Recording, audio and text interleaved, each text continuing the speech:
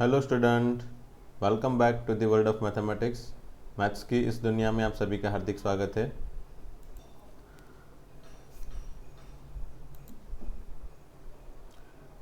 Today we are going to start with the next topic which is complement of a set based on the exercise 1.5.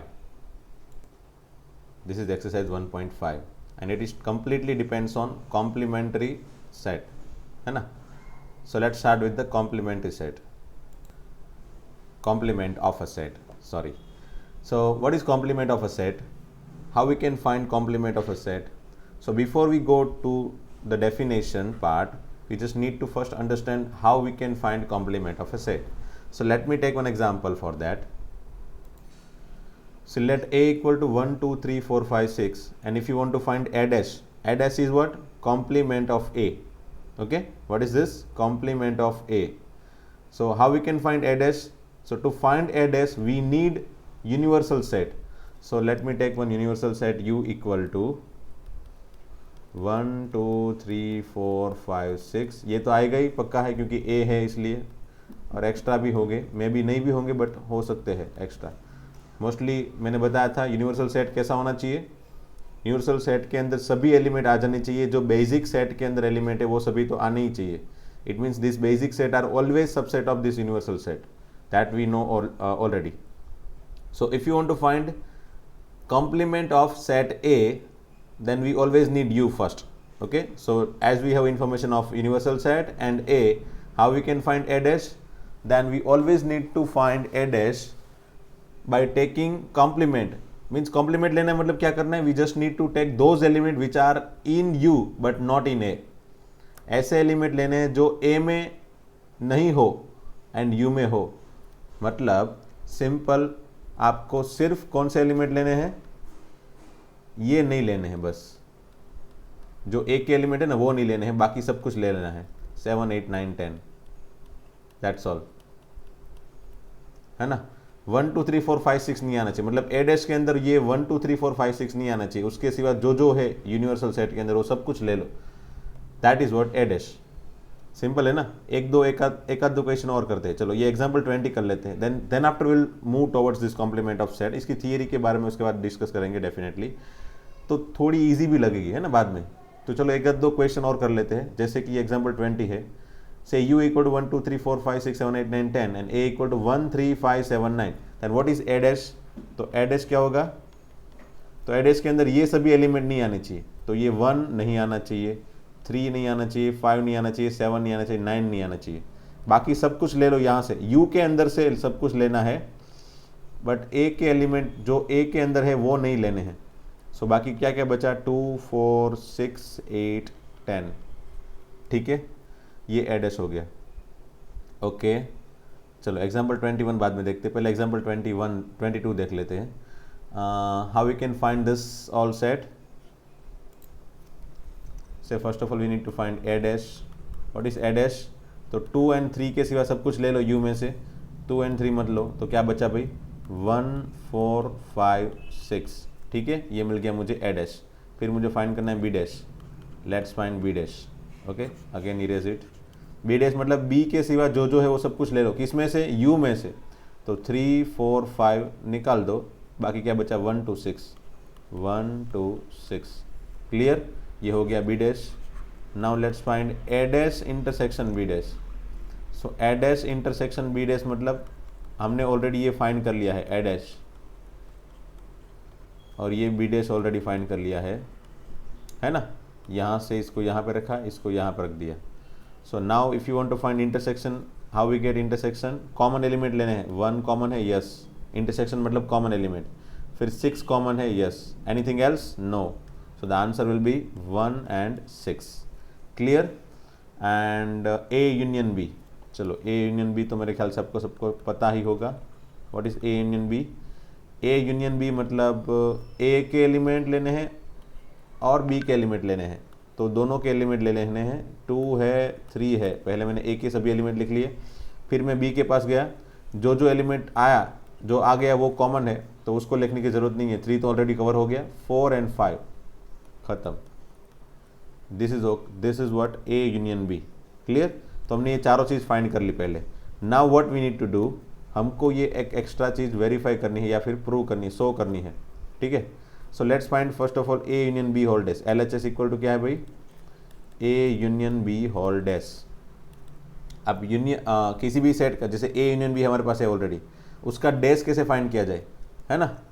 Once again ये A union B हमारे पास है, तो उसका dash find करना है. तो किसी भी सेट का डैश फाइंड करना हो, जैसे ये ए का डैश कैसे फाइंड किया, तो ए के एलिमेंट नहीं लिए, बाकी सब कुछ ले लिया यू में से. जैसे बी डैश फाइंड किया तब बी के सिवा सब कुछ हमने यू में से कंसिडर कर लिया. इट मीन्स व्हाट कि ए यूनियन बी का डैश फाइंड करना है, तो ए यूनियन बी में जो जो हो उसके सिवा सब कुछ ले लो. तो समझ लो ये 2 निकाल दो इसमें से, फिर 3 निकाल दो, 4 एंड 5, ये चारों के चारों एलिमेंट निकाल दो. जो बचे कुछ एलिमेंट है वो यू में से कंसिडर कर लो. क्या बचा भाई, 1 6. तो वो हमारा आंसर LHS का. And then RHS is equal to what, A dash intersection B dash. वो तो हमने ऑलरेडी फाइंड कर लिया है ना, A dash intersection B dash which is 1 6. So from this we can say LHS equal to RHS. Clear. अब मेरे ख्याल से आपको डैश फाइंड करना इतना मुश्किल नहीं लग रहा होगा, इजी है. How we can find dash, just take all the element which are not in that particular set और यू में से हो. बस यू में से सभी एलिमेंट ले लेने हैं, बट वो सभी एलिमेंट नहीं लेने जो पर्टिकुलर सेट में हो. That's all. ठीक है. तो अब उसकी डेफिनेशन देखो. Let U be the universal set, we always need U to find complement, that is why we have first defined U. And A is subset of U. Obviously A, मुझे कोई भी set चाहिए तो वो किस से बनेगा, वो इसका जो है ना, ये सभी एलिमेंट, ए जो है वो बेसिक सेट है and that is always containing all the element which are always in U, है ना. इस तरह के एलिमेंट यू में हो जो हमेशा ही ए के अंदर होंगे. अल्टीमेटली ये सब बेसिक सेट है और सभी बेसिक सेट को मिला के हम यू बनाते हैं. ऐसा हमने पहले भी डिस्कस किया था. या फिर हम ऐसा भी बोल सकते कि भाई all this A B C D whatever are always subset of this U. वो सभी हमेशा ही यू के सबसेट होंगे, छोटे छोटे. So A is considered as a subset of U. Then what is complement of A, the complement of A is, ये जो underline है ना वो पर्टिकुलर उसकी डेफिनेशन वाला पार्ट है. तो complement of A is the set of, complement of A is, यहाँ पे देखना है ना, यहाँ पे जो मेरा कर्सर जहाँ पे मूव कर रहा है वहाँ पे देखना और साथ में डेफिनेशन पढ़ते रहना. Complement of A is set of, है ना, set of. That is why first of all मैं जस्ट यहाँ पे सिंप्लीफाई, यहाँ पे डार्कनिंग कर रहा हूँ. द सेट मतलब वो ब्रैकेट के अंदर लिख दिया. The set of all element, ऐसे एलिमेंट लेने हैं, set of all the element. ठीक है, all the element of U, मतलब यू के होने चाहिए. Set of all the element of U which are not element of A, वो एलिमेंट ए के अंदर नहीं होने चाहिए. तो आप देख सकते हो ऐसे ही एलिमेंट हमने जो लिए है यू के, वो ए के अंदर ना हो. दैट्स ऑल, है ना. This is simple definition. You don't need to remember exact word to word, but आपको इतना ही पता होना चाहिए कि मुझे अगर कभी भी कॉम्प्लीमेंट फाइंड करना हो किसी भी सेट का, then I need to take all those element which are in U but not in A. Okay. उसको मैथमेटिकली अगर लिखना है तो x such that x belongs to U, है ना. एक्स कहाँ से लेना है, यू से लेना है एंड ए में से नहीं लेना है. X should not be in A, X should not belongs to A, X A के अंदर होना चाहिए नहीं. तो अल्टीमेटली मुझे यू के अंदर रहना चाहिए बट ए के अंदर नहीं रहना चाहिए, ऐसा मुझे सेट चाहिए. That is equal to A dash. और हम क्या बोल सकते हैं, ए डैश को कैसे सोच सकते हैं, A dash equal to always U minus A, है ना. अगर मुझे समझ लो ये चलो इसको मिटा देता हूं मैं थोड़ी देर के लिए. ओह सॉरी, सिर्फ इसको मिटाता हूं. ओके. अब suppose if I want to find u minus A, then how we can find u minus A, कैसे फाइंड करो. तो कभी भी समझ लो a माइनस बी फाइंड करते तब कहाँ देखते थे हम, ये a के पास देखते थे और a से वही एलिमेंट हम यहाँ पे कंसिडर करते थे जो b में ना हो, है ना. तो चलो हम यहाँ पे चलते हैं. पहले a के पास गए, सॉरी u के पास गए यहाँ पे फाइंड करने के लिए. u के पास गए, 1 लेना चाहिए क्या, नहीं लेना चाहिए. क्यों, क्योंकि 1 तो यहाँ पे है a में. मतलब u में से ऐसे एलिमेंट लो जो a के अंदर ना हो. फिर 2, नो आई कैन नॉट टूक because it is inside the ए.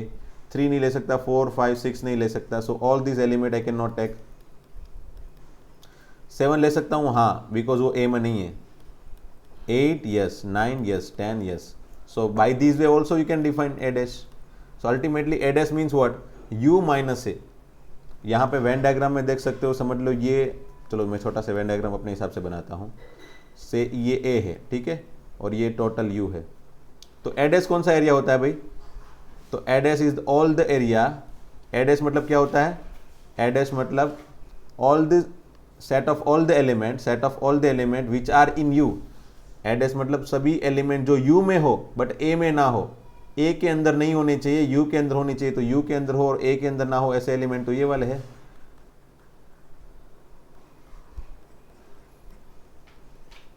ना, जो सिर्फ ए के अंदर नहीं है, बाकी सब भी एलिमेंट यू के ले लिए। So always A dash is equal to this darkening area. यहाँ पे जो डार्कनिंग एरिया दिख रहा है ना, वो एडेस है, ए के सिवा। अब ये दोनों को मिलाऊंगा ना मैं, ए एंड एडेस को, तो ऑटोमेटिकली यू मिल जाएगा। दैट इज वाई ये एक छोटी सी प्रॉपर्टी आगे में भी आप लोग पढ़ोगे। ए यूनियन एडेस करोगे ना, मतलब ए का और एडेस का अगर यूनियन कर लोगे तो क्या मिल जाएगा भाई?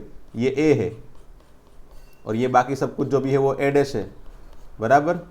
अगर दोनों का यूनियन कर लूंगा तो क्या आ जाएगा? पूरा का पूरा U. So the answer is U, है ना। So that we will study later on, but you should know this things by Venn diagram only, है ना। ये सब कुछ आपको वेन डायग्राम से पता होना चाहिए। वेन डायग्राम क्या आएगा वो पता होना चाहिए कि भाई एडेस का वेन डायग्राम क्या आएगा भाई? तो एडेस का वेन डायग्राम ये आएगा, ये जो खाली ब्लैंक स्पेस है ना, ये अर्थ है, और ये अर्थ के सिवा जो बाकी का स्पेस है वो दिस स्पेस। तो स्पेस क्या है? एडेस है। अर्थ में से बाहर निकल जाओगे तो क्या आप कहाँ पे जाओगे? स्पेस में। So all this space is considered as a complement of earth. ये स्पेस जो है ना वो क्या है? कॉम्प्लीमेंट ऑफ अर्थ, ठीक है। आई होप ये मेरे ख्याल से इतना दिक्कत तो नहीं दे रहा होगा, ठीक है। अब ये थियोरेटिकल पार्ट भी हो गया और ये एग्जाम्पल हमने एग्जाम्पल 20 देख लिया था। एग्जाम्पल 21 देख लो चलो। What is you? You is universal set of all the student of class 11। तो सभी क्लास 11 के जितने भी स्टूडेंट है वो सभी, बराबर। ऐसा सोचो कि ये क्लास 11 है, ठीक है, यस क्लास 11 है। तो उसके अंदर कौन कौन से स्टूडेंट होंगे? ऑफ अ को educational school and A is a set of all girls, है ना। तो उसके अंदर गर्ल्स भी पढ़ रही है और बॉयज़ भी पढ़ रहे हैं भाई, ठीक है। तो क्लास 11 के अंदर, क्लास 11 का मैं अगर सेट बनाऊँ तो उसके अंदर सभी स्टूडेंट है, गर्ल्स भी है, बॉयज़ भी है, ठीक है ना। What I need to find, और ये सॉरी ये क्या है? यू है, दिस इज यू, ठीक है। और ए क्या है भाई? A is the set of all girls in the class. So A is set of all girls in the class. So what is A dash? A dash क्या आएगा भाई? तो ए डैश क्या आएगा? ओनली बॉयज, है ना।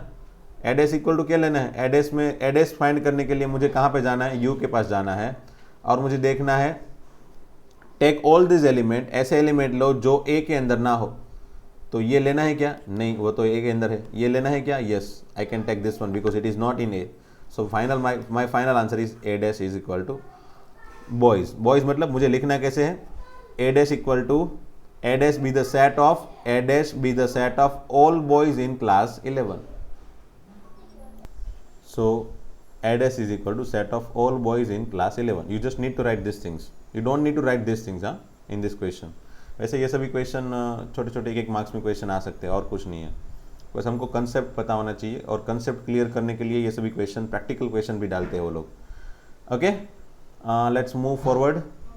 एग्जाम्पल 22 कवर हो गया and now let us study this property. Complement of set की प्रॉपर्टी है थोड़ी बहुत, इसको देख लेते चलो। Okay, first one, complement laws A union A dash equal to U. Okay, तो कॉम्प्लीमेंट्री प्रॉपर्टी में कॉम्प्लीमेंट ऑफ सेट की फर्स्ट प्रॉपर्टी है A union A dash equal to U. इसके नाम याद रखने की वैसे ज़रूरत है नहीं, बट हमको ये पता होना चाहिए कि भाई ये A union A dash equal to what. तो अभी थोड़ी देर पहले हमने देखा ना कि समझ लो ये ए है, ये कोई सेट ए है, बराबर, ठीक है। और ए डैश क्या होगा? ये ए होता है, this is always consider to be A. Okay, और ये क्या होगा? हमेशा ही ए डैश। तो ये ए है तो ए डैश क्या होगा? बाहर का एरिया होगा ना, दिस इज ए डैश। अब ये दोनों का यूनियन करने जाएंगे तो क्या मिलेगा आंसर? मुझे टोटल यू मिलेगा। So that is what hold first property. अब सेकंड प्रॉपर्टी देखो, ए एंड ए डैश के अंदर कॉमन एलिमेंट क्या है? इंटरसेक्शन मतलब common element. So as you can see there is no common element between this A, ये green element, green hatching line, and A dash, ये pink line. There is no common area between A and A dash. That is why answer is 5. So it is quite a simple कि हमेशा ही intersection A and A dash का 5 आएगा and उसका union हमेशा ही क्या आएगा, U. So this is the first property and that you should know this things always, okay, in your mind. First हो गया. सेकंड, ये डी मॉर्गन प्रॉपर्टी है that we have already verified in one of the example. As you can see, yes this one, A in B hold dash equal to A dash intersection B dash. ये हमेशा ही hold करेगा, that is why it is always considered as a property. और इसको कैसे याद रखा जाए, सपोज याद रखना है तो चलो मैं एक हिंट दे देता हूँ. डी मॉर्गन प्रॉपर्टी में होता क्या है, जैसे समझ लो ए यूनियन बी उसका डैश फाइंड करना होगा या फिर ए इंटरसेक्शन बी उसका डैश फाइंड करना होगा. So what will be the answer of this. First, here we are giving this dash to each and every element. मतलब पहले ए को देंगे, फिर यूनियन को देंगे, देन बी को देंगे. चलो ए को डैश दे दिया तो ये हो गया ए डैश. फिर यूनियन को अगर डैश देते हैं, है ना, मैंने पहले किसको दिया, ए को, फिर किसको दिया, यूनियन को, फिर मैं बी को दूंगा. तो पहले ए को दिया तो क्या हो गया भाई आंसर, ए डैश. फिर यूनियन को दूंगा तो आंसर क्या हो जाएगा, यूनियन का उल्टा इंटरसेक्शन. ए का उल्टा ए डैश, यूनियन का उल्टा इंटरसेक्शन, एंड बी का ऑपोजिट या फिर बी का उल्टा B dash. So by that way you can give this dash to each and every element. तीनों के तीनों एलिमेंट को आप डैश दे सकते हो, है ना सिंपल, मेरे ख्याल से तो है. ठीक है. अब सिमिलरली अगर इसमें बनाने जाओगे तो क्या होगा, पहले डैश को मैंने पहले वाले एलिमेंट को दे दिया, दैट इज ए डैश. फिर इंटरसेक्शन को यूनियन दिया तो उसका ऑपोजिट क्या बन जाएगा, यूनियन. एंड देन बी को मैं डैश दूंगा तो बी डैश. ओके, सपोज चलो ये तो हो गया डी मॉर्गन के लो, सिर्फ 2 ही लो है, बट सपोज अगर दूसरे कोई किसी लो में अगर यूज़ करनी है ये वाली चीज़ तो भी काम आएगी. समझ लो A intersection B dash whole dash है. ऐसा उसको, उसके पहले एक और चीज़ बताता हूँ मैं. समझ लो उसको ये रही थर्ड वाली, ये पहले पढ़ लेते हैं, उसके बाद मैं एक्स्ट्रा फार्मूला बनाऊंगा. किसी भी सेट का डैश फाइंड करो, बराबर, उसका वापस डैश फाइंड करोगे तो वही आ जाएगा, डैश का डैश वो खुद हो जाएगा. मतलब समझ लो अगर, चलो मैं छोटा सा एग्जांपल देता हूँ. सी अगर ए यू इक्वल टू 1 2 3 4 5 है एंड ए इक्वल टू 1 2 3 है, देन ऑब्वियसली ए डैश क्या होगा भाई, तो 1 2 3 नहीं लेने हैं, बाकी सब कुछ लेना है, ये नहीं लेने हैं. तो बाकी क्या हुआ यू में से 4 5 हो गया. और हमको ये पता होना चाहिए कि ये दोनों को मिलाओगे ना, ये दोनों को, तो वापस u मिल जाता है. तो देखो 1 2 3 4 5, अगर ये पाँचों, मतलब ये सभी का कॉम्बिनेशन करूँगा तो मुझे वापस u मिल जाना चाहिए. जैसे कि मैंने यहाँ पे डायग्राम में भी बनाया था कि अगर मैं a एंड a डैश को कंबाइन करूँगा तो वापस u मिल जाना चाहिए. ये a है, बराबर, ये a है इतना एरिया, और उसका ये डैश है बाहर, जो दोनों को मिलाऊंगा तो वापस मुझे u मिल जाना चाहिए. सो हमेशा ही ऐसा हो जाता है कि a एंड a डैश को मिलाऊंगा तो u मिल जाएगा. तो a डैश ऐसे ही बनेगा जैसे a के सिवा जो एलिमेंट है वो सभी u में से ले लेने हैं. अगर समझ लो मैं इसका वापस एक बार डैश बना लूँ, किसका, इसका डैश, a डैश, और उसका वापस एक बार डैश कर दूँ, ठीक है ना, मतलब ये जो सेट है उसका डैश करना है मुझे. ये एक समझ लो सेट हो गया और उसका मुझे डैश करना है. ये जो सेट है ना, अल्टीमेटली मुझे ये पर्टिकुलर सेट का डैश लेना है, तो इसका डैश लेना है अल्टीमेटली. तो 4 5 का डैश क्या होगा भाई, तो 4 5 के सिवा सभी लेने हैं इसमें से, u में से. तो 4 एंड 5 के सिवा क्या बचा भाई, 1 2 3, सिर्फ 4 एंड 5 निकल गया. ठीक है. तो ये देख सकते हो वापस जो a है ना वो खुद आ गया. सो हमेशा ही होगा a डैश का डैश हमेशा ही खुद बन जाएगा. तो ये ऑलवेज याद रखना है ना. So this is third one, A dash का डैश ए हो जाएगा. Similarly B dash whole dash is always B. फिर U dash it is always equal to U. सभी का डैश अगर वापस डैश दोनों बार बनाओगे, 2 बार बनाओगे तो यू आ जाएगा. अच्छा, ये यू का डैश क्या होगा, हाँ भाई, ए डैश क्या था भाई, तो यू में से ए को निकाल देता हूं मैं. यू डैश क्या होगा, तो u में से किसको निकालूंगा, u को. अगर u में से खुद को ही निकाल दूंगा तो क्या बचेगा भाई, कुछ नहीं बचेगा, दैट इज 5. एक बार और दूसरे तरीके से समझ लो u इक्वल टू 1 2 3 4 है, बराबर. और अगर u डैश फाइंड करना है तो मैं कैसे फाइंड करता हूँ भाई, तो u डैश मैं ऐसे फाइंड करता हूँ, ये जो सेट है वो वाला u में नहीं होना चाहिए. तो u में से अल्टीमेटली u को ही सब्ट्रैक्ट करना है. इस लैंग्वेज से ही बराबर रहेगा, मज़ा इसमें से आएगा, है ना. जैसे कि हम अगर a डैश फाइंड कर रहे हैं तो कैसे बनाते हैं, u माइनस ए. तो u डैश फाइंड करेंगे तो क्या आएगा, u माइनस यू. यहाँ पे ये रिपीट होना चाहिए, तो यहाँ पे ही मैंने वो रिपीट कर दिया. ये तो फिक्स है u. Okay, so u minus U is equal to 5। ठीक है, u डैश मतलब क्या हुआ, u के सिवा, a डैश मतलब क्या हुआ, other than a, other than a, and in u में होना चाहिए अदर देन a, और u डैश क्या हुआ, अदर देन u।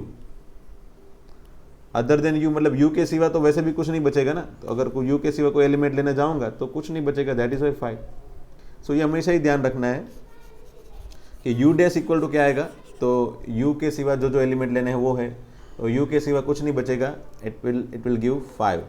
ठीक है, ये हो गई फोर्थ प्रॉपर्टी, मेरे ख्याल से ये फोर्थ प्रॉपर्टी में है ऐसा, देखो u dash equal to 5 and 5 dash equal to u।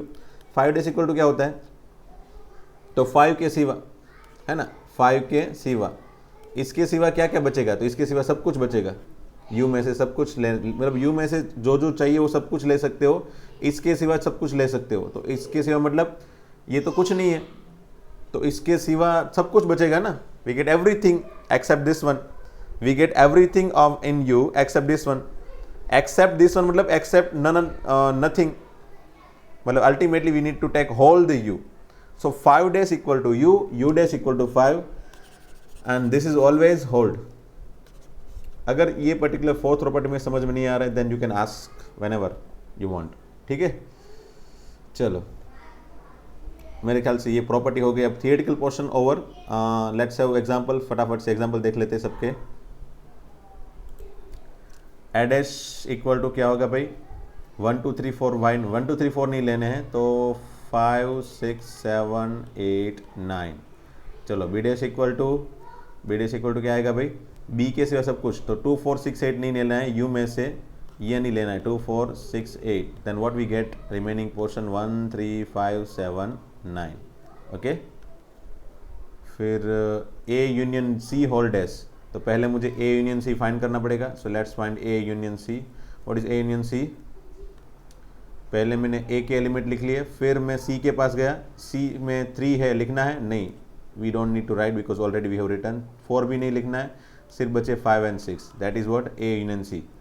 अब ये a यूनियन c का डैश क्या होगा भाई, इसका डैश क्या होगा, तो इसके सिवा सब कुछ लेना है u में से, सो 1 2 3 4 5 6 नहीं लेने हैं, बाकी सब कुछ क्या बचेगा, 7 8 9।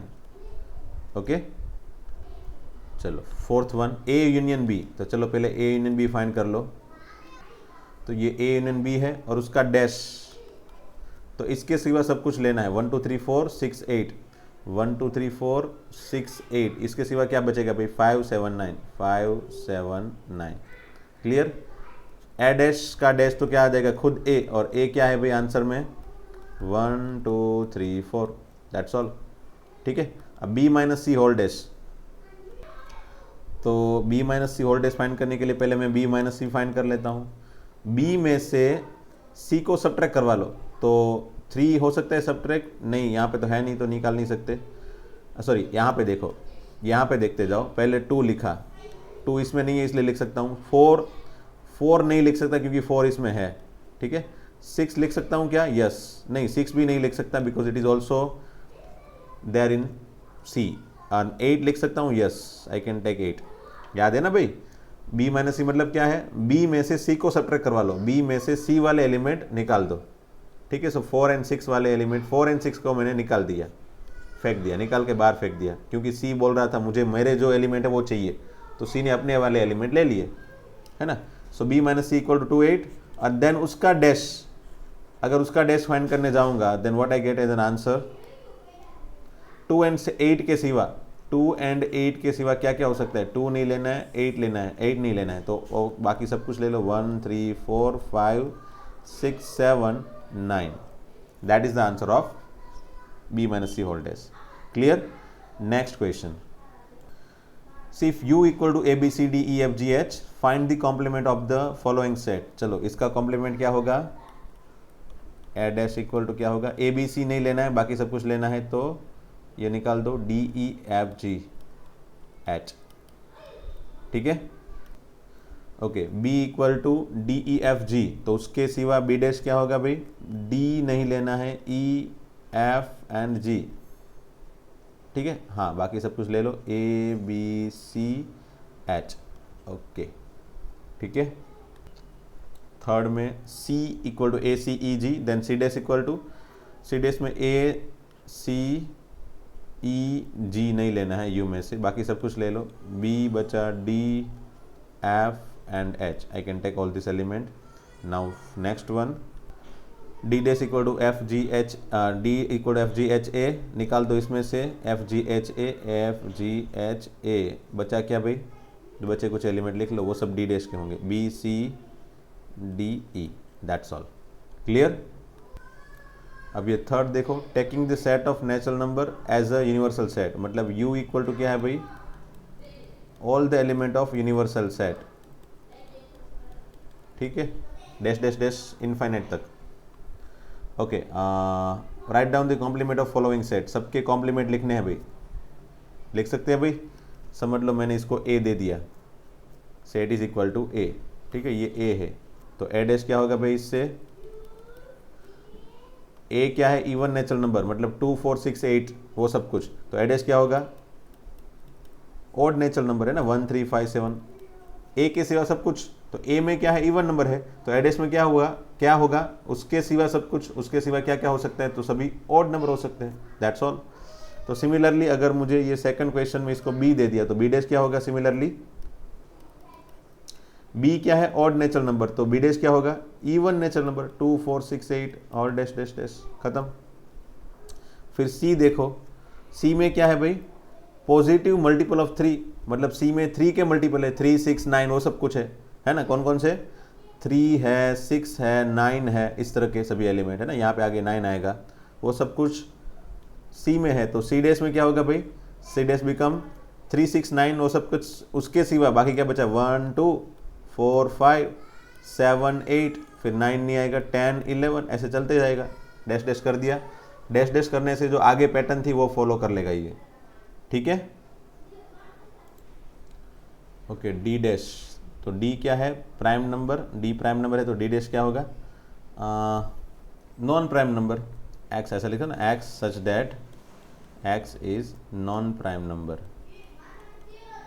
बराबर, नॉन प्राइम नंबर, यस, ठीक है। वैसे ये सभी को भी आप सेंटेंस की लैंग्वेज में लिख सकते हो, it is not necessary to write in listing form. जैसे समझ लो ये A है, X is a even natural number, तो A डैश क्या लिख सकते हो, X such that X is odd natural number. B dash में क्या होगा, X is an odd natural number, तो यहाँ पे क्या लिख सकते हो, X such that X is even natural number. फिर यहाँ पे क्या लिखा है C में, X is a positive multiple of 3, तो यहाँ पे क्या लिख सकते हो, X is not a positive multiple of 3, क्योंकि हमको पता है डैश में क्या लेना है, जो यहाँ पे है उसके सिवा सब कुछ लेना है, उसके ऑपोजिट सब कुछ लेना है, ठीक है। फिर D prime number, non prime number, ठीक है। E में क्या है, X is a natural number divisible by 3 and 5, तो यहाँ पे क्या लिख सकते हो, X is a natural number not divisible by 3 and 5, है ना, X is a natural number not divisible by 3 और 5, ओके। यहाँ पे नोटिस क्या किया, देखो यहाँ पे एंड का मैंने और कर दिया, ये देखना भाई, जब भी आप ऑपोजिट सेंटेंस लिखते हो ना, तो हमेशा ही एंड का और कर देना और का एंड कर देना, क्योंकि 3 and 5 के सिवा जो जो कंडीशन है बाकी सभी कंडीशन 3 और 5 में ही आएंगी। वेल दिस इज समवट थोड़ा ये कंफ्यूजिंग है, but you will see later on, ये थोड़े एक एक्स्ट्रा चैप्टर है इसके लिए स्पेशली, एंड का और का एंड क्यों हो जाता है, that will study over there also. But अभी फिलहाल ध्यान रखो कि क्या है, जब भी X is a natural number divisible by 3 and 5 लिखा है, तो इसके ऑपोजिट क्या क्या लिख सकते हैं, तो X is not a divisible, X is natural number not divisible by 3 और नॉट डिविजिबल बाई 5, ऐसा भी लिख सकते हो, ठीक है। Well if I can make the condition तो आपको ज़्यादा पता भी चलेगा, बट फिलहाल इतना याद रखो, you will get confuse if you go in detailed, है ना, अभी इतना याद रखो। चलो, F क्या है, X is a perfect square, then F dash is X is not a perfect square, okay. ये बाकी सब के मैंने आंसर लिख दिए हैं, सिंपल लैंग्वेज से ही लिखे, वैसे आंसर शीट में थोड़े अलग है, but you can write like this also, you can check answer sheet also, NCERT की बुक में जो आंसर दिए है वो भी चेक कर सकते हो, you will find almost similar kind of answer, but आप ऐसे भी लिख सकते हो, इसलिए मैंने थोड़े अलग तरह के आंसर लिखे हैं, जैसे यहाँ पे इसको उन लोग ने सिंप्लीफाई कर दिया है, यहाँ पे भी थोड़ा बहुत सिंप्लीफिकेशन कर दिया है. So you don't need to write exactly the answer which is given in NCERT book, you can write like this also. Okay, ये सबके डैश मैंने बना के रखे हैं. You just need to pause it and check it out. All the answer just मैंने जो भी लिए है वो सब ऑपोजिट ले लिए हैं. ठीक है. अब ये क्वेश्चन 4, यू गिवन है, ए गिवन है, बी गिवन है, वेरीफाई करना है हमको. ये डी मॉर्गन प्रॉपर्टी याद करो एक बार, डी मॉर्गन प्रॉपर्टी है ना, वही है ये. उसको वेरीफाई करनी है. वैसे तो आप कर सकते हो, ये ऑलरेडी हमने एक एग्जांपल में भी कर लिया. वेरीफाई करना मतलब क्या हुआ, LHS equal to RHS prove करना है. तो LHS में पहले A यूनियन B फाइंड करो, फिर उसका डैश फाइंड करो, वट एवर आंसर LHS का आएगा. फिर RHS के लिए A डैश सेपरेटली फाइंड किया, B डैश सेपरेटली फाइंड किया, फिर उसका इंटरसेक्शन लिया, तो जो बना वो RHS बना. उसको आंसर चेक करो, दोनों के आंसर सिमिलर आने चाहिए. That is what verification. Okay. अब ये draw Venn diagram of this following. सबके वेन डायग्राम बनाने हैं. चलो मैं बना के दिखाता हूँ. तो चलो मैं इसका वेन डायग्राम बना के दिखाता हूँ. A union B whole dash का क्या होगा, समझ लो ये A है, ये B है, बराबर. छोटा सा बना दिया मैंने. ओके. तो A यूनियन B मतलब कितना होता है, ये वाला होता है A यूनियन B. ये तो हमको पता है, पूरा का पूरा A एंड B सब कुछ ले लेना है. और उसका डैश ये हो गया A यूनियन B. तो उसका डैश क्या होगा भाई, तो उसका डैश इसके सिवा सब कुछ, इसका डैश मतलब इसके सिवा सब कुछ लेना है U में से. ठीक है, ये U है. तो इसके सिवा क्या बचा भाई, तो बाकी सब कुछ स्पेस बच गया भाई. ये जो स्पेस है ना वो बची. So this is what A union B whole dash. So you can make the answer of this first like this. Okay. Okay. Second, A dash intersection B dash. A dash intersection B dash क्या आएगा, तो A dash क्या आएगा भाई बच्चों, ये A dash होगा A के सिवा.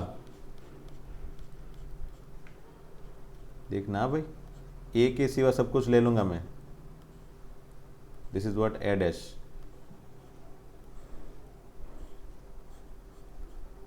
ओके. एंड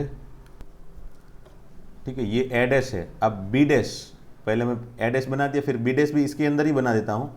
तो ये B डैश क्या होगा भाई, B के सिवा सब कुछ.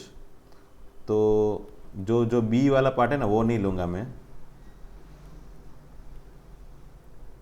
B के सिवा सब कुछ लूँगा मैं. I just need to take everything except B. फिर वो A भी हो तो भी चल जाएगा, बट B नहीं होना चाहिए, है ना. ये B नहीं लिया मैंने, देखो, may be you have notice this. अब उसका इंटरसेक्शन फाइंड करना है ना. तो इंटरसेक्शन मतलब क्या होगा फिर, इंटरसेक्शन मतलब दोनों में जो कॉमन हो वो, मतलब दोनों लाइन जहाँ जहाँ पे आ रही है वो सब एरिया. तो ये एरिया में 2 लाइन आ रही है क्या, नहीं. यहाँ पे तो एक भी नहीं है, यहाँ पे भी एक ही है, दोनों नहीं है. तो ये सिवा ये तीनों एरिया के सिवा बाकी जो भी एरिया बचा ना, वहाँ पे दोनों लाइन मिक्सिंग हो गई. मतलब ultimately A intersection B dash का आंसर क्या बन गया, देखो दूसरे एक डायग्राम से दिखाता हूँ मैं. सिर्फ ये जो कॉमन एरिया है ना वही लिया मैंने, देखो यहाँ पे. ठीक है, ये हो गया A intersection B dash. Clear. और आपने नोटिस कर लिया होगा कि ये दोनों का आंसर सिमिलर है. देखो ये दोनों का आंसर सिमिलर है. इसमें भी बीच वाले एरिया नहीं आ रहे और इसमें भी बीच वाले एरिया नहीं आ रहे. और ये डी मॉर्गन लो है मेरे ख्याल से. A union B whole dash equal to A dash intersection B dash. De Morgan law Venn diagram से भी सेटिस्फाइड हो जाएगा हमेशा. ठीक है. तो ये हो गया first and second. Similarly third and fourth देखो. चलो, A intersection B whole dash. तो पहले मैंने A इंटरसेक्शन बनाना है. चलो, A इंटरसेक्शन B क्या आएगा, ये वाला एरिया.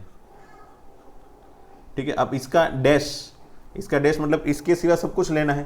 तो इसके सिवा क्या क्या बचा भाई, ये सब कुछ बचा है ना. ये जो डैश डैश वाला एरिया बना रहा हूँ ना, वो इसके सिवा सब कुछ है. तो ये हो गया डायग्राम इसका, किसका, A intersection B whole dash का. ठीक है. अब फोर्थ वाला question. Okay. So by this way I just need to make diagram of A dash union B dash. Fourth question में A डैश का पहले मैंने डायग्राम बना दिया, फिर B डैश का बनाया. आप देख सकते हो A डैश कैसे बनाया, A के सिवा, तो ये जो A है, बीच में जो A है पहला वाला सर्कल, वो उसके सिवा सब कुछ ले लिया मैंने. देखो इसके सिवा B का भी पार्ट ले लिया, उसके बाहर का स्पेस भी ले लिया है. और यहाँ पे बी डैश मतलब बी के सिवा सब कुछ ले लिया, दिस इज बी, ठीक है, उसके सिवा सब कुछ ले लिया। अब ये दोनों का यूनियन मतलब क्या हुआ, ये दोनों का यूनियन मतलब जो ए डैश के अंदर वो भी लेना है, बी डैश के अंदर है वो भी लेना है, ठीक है। जो दोनों में नहीं हो तो वो तो नहीं ले सकते वैसे भी, तो समझ लो ए डैश के अंदर क्या क्या है, ये तो है ही बाहर का। देखो मैं सबको इस तरह के एरिया में पहले डिवाइड कर देता हूँ कि बाहर का एरिया, चलो ये बाहर दोनों में है, चलो है तो ले लिया। फिर ए के अंदर वाला इस तरफ ये वाला एरिया वो भी लेना है, चलो इसको भी ले लिया मैंने, क्योंकि दोनों में से किसी एक में भी कवर होता है ना, वो पर्टिकुलर चीज़ हम यूनियन में ले लेते हैं।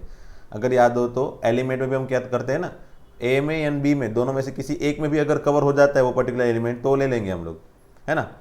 अगर जो चीज़ दोनों में कवर हो रही है तो उसको दो बार नहीं लिखते, जैसे यहाँ पे बाहर का स्पेस दोनों में कवर हो रहा है तो उसको दो बार थोड़ी लिखने जाएंगे, उसको तो एक ही बार डिनोट करेंगे ना। और ये समझ लो सिर्फ बी के अंदर है तो भी हमको लेना है, सिर्फ ए के अंदर है तो भी लेना है, बट दोनों में से किसी एक में भी नहीं हो तो वो नहीं ले सकते। So the union between this two is this one. Now you may have noticed, ये हो गया A dash union B dash. Now you may have notice that ये जो आंसर था ना इसका, यहाँ पे डैश डैश डैश था, वही आंसर था, फाइनल आंसर यही था। ये सिर्फ बीच वाला तो मैंने डैश डैश को समझने के लिए बनाया था, सॉरी। जैसे ये जो अंदर बीच वाला एरिया है वो तो था ही नहीं, सिर्फ ये डैश डैश वाला एरिया ही था इसका आंसर, है ना। और यही आंसर यहाँ पे आ रहा है, देखो सिर्फ बीच वाला एरिया नहीं है, बाकी सब कुछ है। So this one equal to this one, ये भी डी मॉर्गन लॉ है, hence this one is also this one, by using Venn diagram we have proved, okay। ये वेन डायग्राम का मैंने थोड़ा डिटेल में इसलिए दिखाया ताकि वेन डायग्राम से छोटे मोटे क्वेश्चन सोल्व हो जाते हैं, छोटे मोटे एमसीक्यू सोल्व हो जाते हैं, तो थोड़ी प्रैक्टिस हो जाए आपको, वेन डायग्राम की थोड़ी प्रैक्टिस हो जाए कि भाई हाँ कैसे सोच सकते हैं, कैसे यूनियन बना सकते हैं, कैसे इंटरसेक्शन बना सकते हैं, how we can deal with this union and intersection, how we can deal with the complement, okay. That's why I went in somewhat detailed, okay. Sixth में क्या है, let us have U is the set of all triangle in the plane, मतलब हर एक तरह के triangle आ गए। अब A में क्या लिखा है, the set of all triangle with at least one angle different from 60 degree. तो सेट A इक्वल टू क्या है, A इक्वल टू क्या है, the set of all triangle with at least one angle different from 60। अब एटलीस्ट वन का meaning मेरे ख्याल से आपको पता होगा, at least one means minimum one, minimum one means one कम से कम है, वन से ज़्यादा हो सकता है, more than one is possible, but minimum minimum one होना चाहिए। मतलब इसका मतलब क्या हुआ कि भी वन एंगल डिफरेंट फ्रॉम 60 और टू एंगल डिफरेंट फ्रॉम 60 और थ्री एंगल डिफरेंट फ्रॉम 60, है ना। कम से कम वन का मतलब क्या होता है, वन या वन से ज़्यादा, मिनिमम वन तो होना ही चाहिए, है ना। आप बोलते हैं ना भाई कभी कभी कि मुझे भी कम से कम 5 चॉकलेट तो मिलनी ही चाहिए, तो 5 चॉकलेट मिलेगी तो भी खुश हो जाओगे, या फिर उससे ज़्यादा मिलेगी तो भी आप खुश हो जाओगे, है ना। आप बोलोगे भी चलेगा, चलो 6 चॉकलेट इट इज़ ओके, कम से कम 5 है, यस। 7 चॉकलेट आपको मिल गई तो भी आप खुश हो जाओगे, यस, कम से कम 5 तो मुझे मिल गई।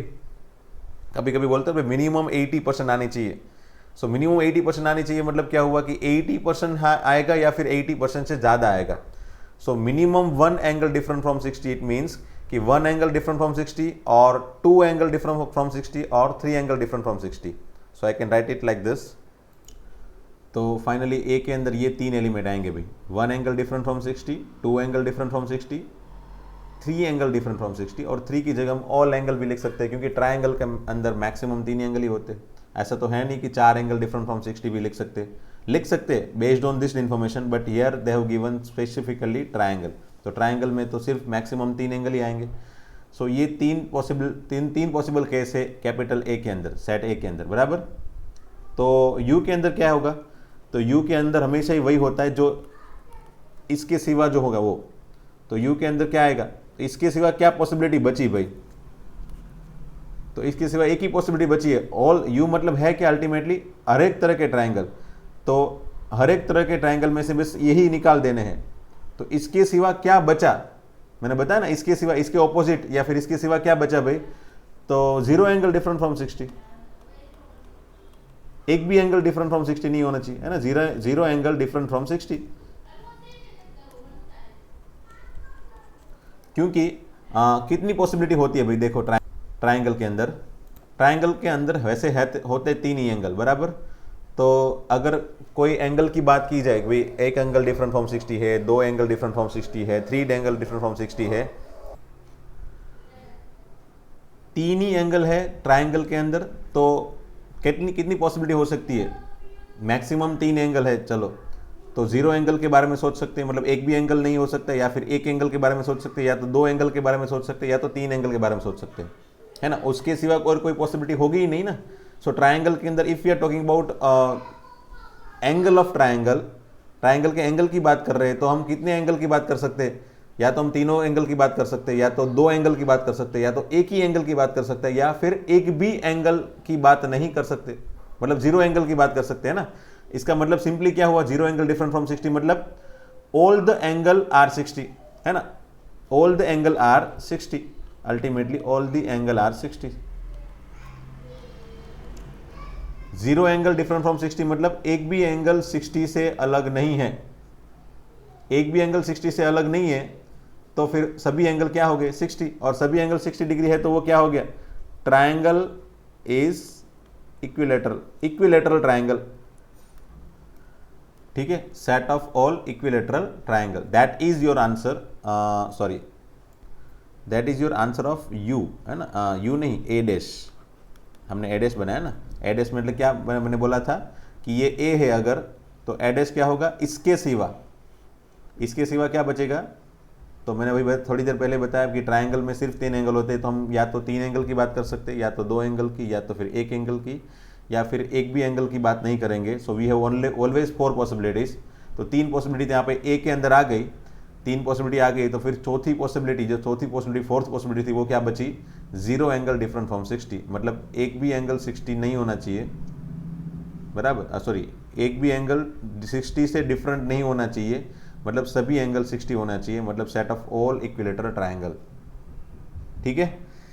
अब ये last question, A union A dash equal to, oh very good, U, मेरे ख्याल से बहुत सारे स्टूडेंट ने आंसर सोच लिया होगा। चलो 5 डैश इंटरसेक्शन ए मतलब, तो 5 डैश इंटरसेक्शन ए, देखना भाई 5 डैश का मतलब क्या होता है भाई, 5 डैश का मतलब होता है यू, है ना, यू इंटरसेक्शन ए। अब u एंड a के बीच में अगर इंटरसेक्शन लिया जाए, समझ लो ये a है और u है, बराबर, तो ये u मतलब कंप्लीटली सब कुछ, और उसका इंटरसेक्टिंग एलिमेंट a के साथ, तो ये u मतलब तो हर एक एलिमेंट आ गए, u मतलब क्या हुआ, पूरा का पूरा, बराबर। अब इसमें कॉमन क्या हुआ भाई, दोनों में ये पूरा u है, और a के अंदर कॉमन क्या हुआ, सिर्फ a, so the answer is a, है ना, आंसर इज ए, ठीक है।